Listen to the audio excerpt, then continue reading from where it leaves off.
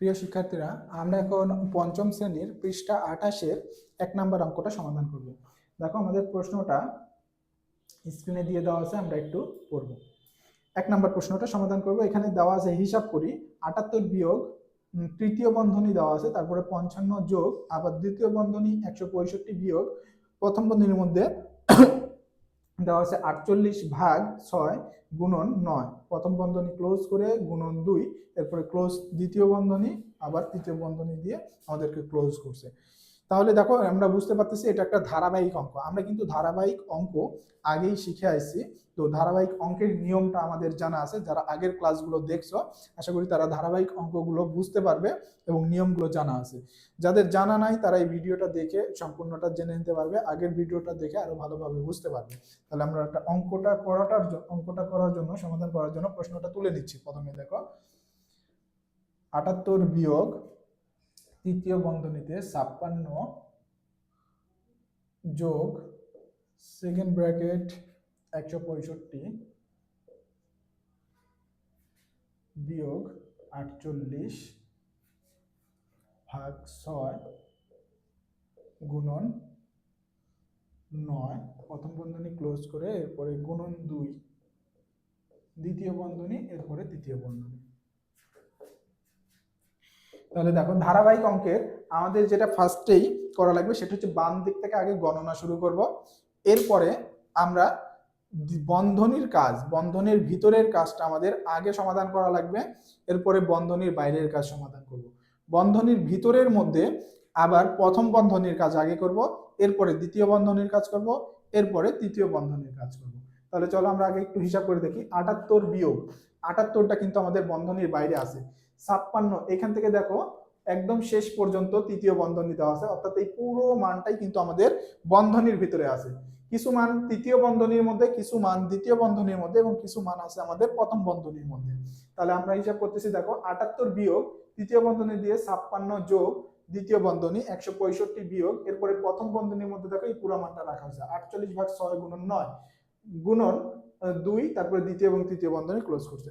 তাহলে এই যে পুরো মানটা বন্ধনীর মধ্যে আছে, এই বন্ধনীর মধ্যে মানটা কিন্তু আগে আমাদের সমাধান করা লাগবে। এর মধ্যে আবার প্রথম বন্ধনীর মান আগে, তারপরে দ্বিতীয়, তারপরে তৃতীয় বন্ধনীর মান করব। তাহলে দেখো, আমরা এখানে তুলে নিচ্ছি 78 বিয়োগ, আর এই বাইরের অংশগুলো কিন্তু এইরকমই থাকবে যতক্ষণ পর্যন্ত ভিতরের অংশগুলোর কাজ করানো হচ্ছে।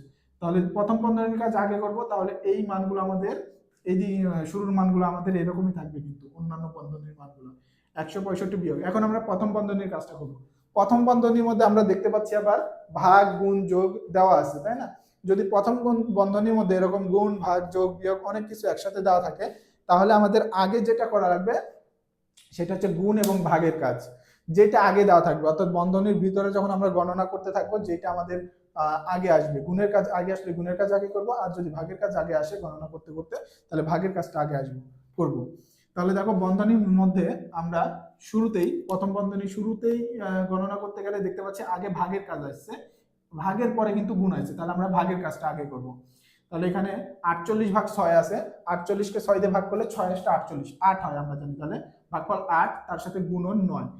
প্রথম বন্ধনীর কাজ কিন্তু এখনো শেষ হয়নি, কারণ এই যে গুণন 9 এই অংশটা কিন্তু এখন আমরা করিনি, শুধু ভাগের কাজটুকু করছি, তাই কিন্তু প্রথম বন্ধনী থেকে যাবে এখনো। প্রথম বন্ধনীর কাজ ভিতরটা সম্পূর্ণ হলে তারপরে প্রথম বন্ধনী উঠে যাবে। তাহলে এতটুকুর কাজ করলাম, 8 গুণন 9 গুণন 2, তারপরে দ্বিতীয় বন্ধনী, তৃতীয় বন্ধনী। এরপর আমরা আবার একইভাবে 78 বিয়োগ এইভাবে তুলে যাব, 56 যোগ 165 বিয়োগ, এরপর প্রথম বন্ধনীর মধ্যে শুধু গুণের কাজ আছে। দেখো, গুণের কাজটা করব, 8 9 72। এখন কিন্তু প্রথম বন্ধনীর মধ্যে আর কোনো কাজ নাই, গুণের কাজ কমপ্লিট করার পরে কিন্তু আর কোনো কাজ নাই প্রথম বন্ধনীর মধ্যে, তাহলে প্রথম বন্ধনী উঠে যাবে কাজ শেষ হয়ে গেলে। তাহলে 8 9 72, 72 গুণন 2, এরপরে কিন্তু দ্বিতীয় বন্ধনী, তৃতীয় বন্ধনী। 78 বিয়োগ, তাহলে তৃতীয় বন্ধনী 56 যোগ, এখন আমাদের দ্বিতীয় বন্ধনী আছে, দ্বিতীয় বন্ধনীর কাজটা, তৃতীয় বন্ধনীর আগে দ্বিতীয় বন্ধনীর কাজটা করব। দ্বিতীয় বন্ধনীর ভিতরে আমাদের আবার দেখো গুণ বিয়োগ একসাথে আছে। তো আমাদের যদি গুণ বিয়োগ যোগ, গুণ ভাগ যোগ বিয়োগ একসাথে থাকে, তাহলে আমরা কোনটার কাজ আগে করব? গুণ এবং ভাগের কাজ আগে করব। গুণ এবং ভাগের কাজ করার পরে যোগ বিয়োগের কাজ করব। তাহলে দেখো, এখানে প্রথমে আছে বিয়োগের কাজ, এরপর আছে গুণের কাজ। তাহলে আমরা বিয়োগের কাজটা আগে না করে গুণের কাজটা আগে করব। তাহলে 165 বিয়োগ এই অংশটা এরকমই থাকবে, 72-এর সাথে 2 গুণ করলে আমরা যা হয় সেই মানটা আগে বসাবো। তাহলে আমরা এখানে একটু করে নিই, 72-এর সাথে যদি 2 গুণ করি, 2 দুগুণ 4, 7 দুগুণ 14, তাহলে আমাদের মানটা কত আসতেছে 144। তাহলে আমরা এখানে লিখবো 144। তারপরে দেখো আমাদের দ্বিতীয় বন্ধনী ক্লোজ। দ্বিতীয় বন্ধনী কিন্তু থাকবে, কারণ দ্বিতীয় বন্ধনীর মধ্যে প্রথম অংশের কাজটা কিন্তু এই যে বিয়োগের কাজটা কিন্তু করা হয়নি, শুধু গুণের কাজটা করা হয়েছে। বিয়োগ আছে তাই দ্বিতীয় বন্ধনী এখনো থাকবে।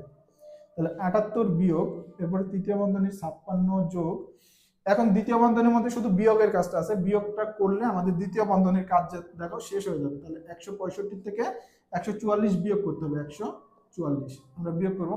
4 আছে কত হলে 5 পাওয়া যায় 1, 4 আছে কত হলে 6 পাওয়া যায় 2, 1 আছে কত হলে পাওয়া যাবে 0। তাহলে আমাদের বিয়োগফল আসতেছে কত 21। তাহলে আমরা এখানে লিখবো 21। এখন কিন্তু আমাদের দ্বিতীয় বন্ধনী উঠে যাবে, কারণ দ্বিতীয় বন্ধনীর মধ্যে শুধু বিয়োগের কাজটাই ছিল আমাদের, এটা করা হয়ে গেছে। তাহলে দ্বিতীয় বন্ধনী উঠে যাবে, যে বন্ধনের ভিতরে কাজটা করা হয়ে যাবে, শেষ সম্পূর্ণ হয়ে যাবে, তখন সেটা উঠে যাবে। তাহলে দ্বিতীয় বন্ধনীর কাজ শেষ, দ্বিতীয় বন্ধনী উঠে গেল, এখন আমাদের তৃতীয় বন্ধনী থাকলো।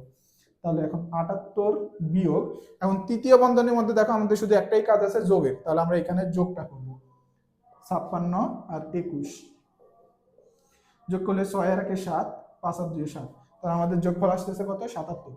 দেখো দ্বিতীয় বন্ধনীর মধ্যে তৃতীয় বন্ধনীর মধ্যে শুধু আমাদের একটাই কাজ আছে কিন্তু যোগের কাজটা হয়ে গেছে, তাহলে আমাদের তৃতীয় বন্ধনী উঠে যাবে, শুধু যোগফলটা আমরা বসাই দিলাম 77। তাহলে দেখো এখন আমাদের আর কোনো বন্ধনী নেই, সকল বন্ধনী কিন্তু কাজ শেষ হয়ে গেছে, এখন আমাদের মান বাইরে চলে এসেছে। এখন আমরা এই যে বাইরে যে মানটা আছে 78 থেকে 77 বিয়োগ করব।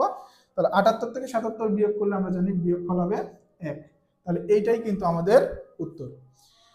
আমাদের এই ধারাবাহিক অঙ্কগুলো কিন্তু অবশ্যই ধারাবাহিক অঙ্কের যে নিয়ম আছে, ফার্স্টে ধারাবাহিকভাবে গণনা করব বাম দিক থেকে, এরপরে বন্ধনীর কাজগুলো তৃতীয় বন্ধনী, দ্বিতীয় বন্ধনী, প্রথম বন্ধনী ক্রমানুসারে, প্রথম বন্ধনীর কাজ আগে, দ্বিতীয় বন্ধনীর কাজ এরপরে তৃতীয় বন্ধনীর কাজ, এবং বন্ধনীর ভিতরে আবার গুণ এবং ভাগের কাজ আগে করব, যেটা আগে আসবে গণনা করতে করতে সেটা আগে করব গুণ এবং ভাগের কাজ, তারপরে যোগ এবং বিয়োগের কাজ করে বন্ধনীর কাজ শেষ হয়ে গেলে বন্ধনী তুলে দিব, দিয়ে এইভাবে ক্রমানুসারে আমরা অঙ্কটা করতে থাকবো। তাহলে কিন্তু আমাদের ধারাবাহিক অঙ্কগুলো সঠিকভাবে আমরা করতে পারবো।